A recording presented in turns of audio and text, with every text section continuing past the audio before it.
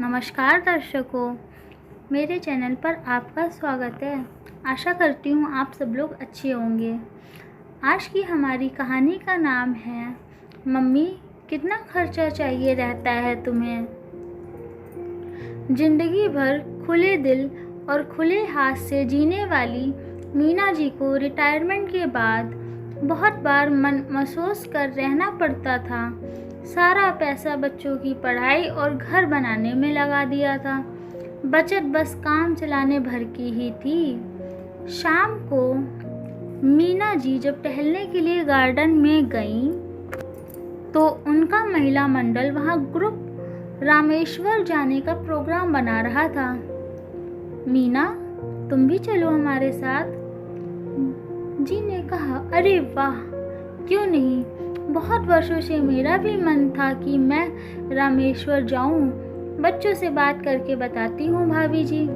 शाम को उमेश जब ऑफिस से आया तो मीना जी ने बड़े उत्साह से अपनी योजना के बारे में उमेश से चर्चा की। बेटा, मैं भी जाना चाहती हूँ। बहुत वर्षों से मेरा मन था और थोड़ा चेंज भी हो जाएगा। मीना जी को उम्मीद ही नहीं थी कि उन्हें ऐसा जवाब मिलेगा।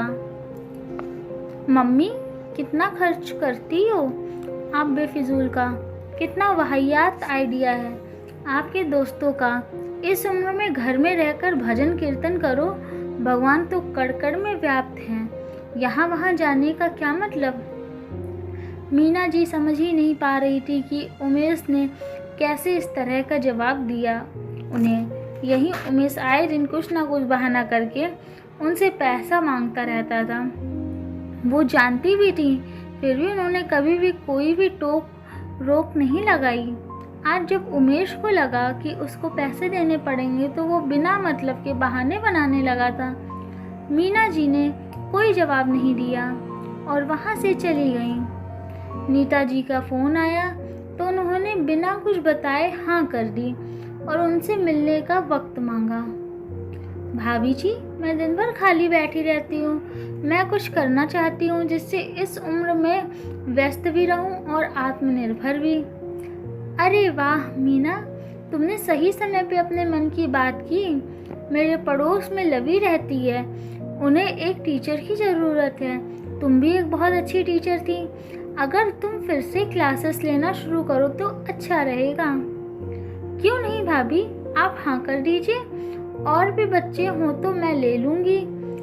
अब मीना जी शाम को बच्चों को ट्यूशन पढ़ाने लगी। उन्होंने घर पर नहीं बताया।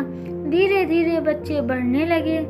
उनका पसंदीदा काम भी मिल गया और पैसे भी अच्छे खासे आने लगे। जब उमेश ऑफिस जाता तो वो आसपास के घरों की डिमांड पर एक खुद का खाना बनाने का रसोई भी चलाने लगी, जिसमें सिर्फ वो पराठा ही बनाती थी।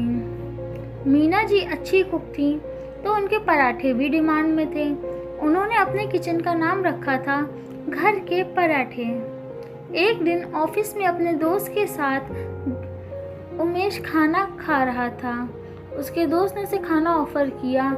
उसे स्वाद बहुत जाना पहचाना लगा। नितिन, ये बहुत स्वादिष्ट पराठे हैं। ऐसा लग रहा है कि जैसे मेरी माँ के हाथों का है। अरे, ये पराठे मैंने पहली बार ऑर्डर किया है। कोई आंटी हैं जो रसोई चलाती हैं। मुझे भी नंबर देना, उमेश बोला। उमेश के होश उड़ गए जब उधर से उसकी माँ की आवाज़ आई। वो कुछ नहीं बोला और उसी समय घर आया। माँ, आप ये सब काम क्यों कर रही हो? आपने मुझसे कहा भी नहीं। बेटा, मुझे लगा कि जब तक मैं अपनी जिम्मेदारियों को खुद उठा सकती हूँ तो मैं तुम पर निर्भर क्यों रहूँ। बात बात पर तुम्हारे सामने हाथ फैलाना और अपनी ख्वाहिशों के लिए भीख मांगना मेरे आत्मसम्मान को ठेस पहुँचाने लगा था। मैं आत्मनिर्भर बनकर ज़िंदगी जीना चाहती हूँ। और हाँ, तुम अपने खर्चे स्वयं उठाना और मैं अपने। इस पैसों पर मेरा हक है। मेरा कोई भी जवाब नहीं दे ही नहीं है तुमको। मैं जहाँ भी जाऊँगी तुम्हें बता दूँगी। तुम मेरी ज़िंदगी में हस्तक्षेप नहीं करना और ना ही तुम्हारी ज़िंदगी में मैं करूँगी। उमेश अवाक सा देखता रह गया और उसके पास ना तो अब सवाल करने का हक था, ना ही जवाब देने की उम्मीद। धन्यवाद। अगर आपको हमारी कहानी अच्छी लगी हो तो चैनल को सब्सक्राइब करें और वीडियो को लाइक करें।